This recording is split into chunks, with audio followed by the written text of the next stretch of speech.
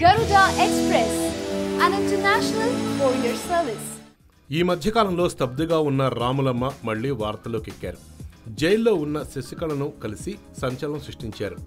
అసలు రాములమ్మ రాజకీయ జీవితం ఏంటి అని అంతా ఎదురు చూస్తున్న సమయంలో సడన్ గా ఆమె జైలుకి వెళ్లి శశికళను కలిసి 2 గంటలకు పైగా మంతనాలు చేయటం ఒక్కసారిగా సంచలనం కలిగించింది. అసలే ఎటుగాకుండా కొట్టుమిట్టాడుతున్న అన్నాడీఎంకేలోకి పైగా శశికళ టీంలోకి రాములమ్మ వెళ్లిపోతున్నారు అన్న వార్తలు గుప్పుమన్నాయి. విజయశాంతి తెలుగు పాలిటిక్స్ వదిలి తమిళ రాజకీయాల్లోకి వెళ్లిపోతున్నారని అంతా భావించేశారు. చాలా గ్యాప్ తీసుకుని మళ్లీ వస్తున్న రాములమ్మ శశికళ పార్టీలో చేరటమేంటి, రాంగ్ స్టెప్ వేస్తున్నారు అంటూ ఆమె అభిమానులు మద్దతుదారులు కూడా నిరాశపడ్డారు.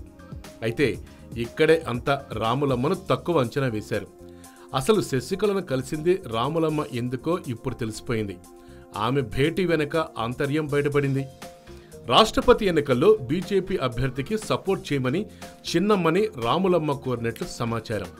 చిన్నమ్మ అడిగిన చాలా సందేహాలను రాములమ్మ నివృత్తి చేశారని సమాచారం. ఇప్పటికే బీజేపీ అధిష్టానానికి శశికళకు మధ్య సత్సంబంధాలు ఏమాత్రం లేవు. ఈ నేపథ్యంలో శశికళ బీజేపీ అభ్యర్థికి గనక మద్దతిస్తే రాబోయే రోజుల్లో అంతా సర్దుకుంటుందని, మంచే జరుగుతుందని విజయశాంతి శశికళకు నచ్చచెప్పారట.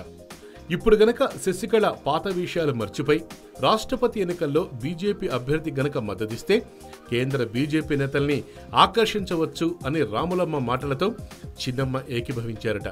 అందుకే బీజేపీ రాష్ట్రపతి అభ్యర్థి పేరు ప్రకటించగానే అన్నాడీఎంకే ఎమ్మెల్యేలు, ఎంపీల మద్దతు రామ్నాథ్ కోవింద్కేనంటూ ప్రకటన చేశారు శశికళ. అలా చిన్నమ్మను బుజ్జగించి బీజేపీ వైపు మళ్లించడంలో రాములమ్మ వ్యూహాత్మకంగా సక్సెస్ అయ్యారు. ఎవరు ఊహించని విధంగా శశికళను బీజేపీకి జై కొట్టించడంలో ఆమె సఫలీకృతులయ్యారు. అందుకే రాములమ్మ నువ్వు సూపర్ అమ్మ అంటున్నారు బీజేపీ నేతలు, ఆమె అభిమానులు.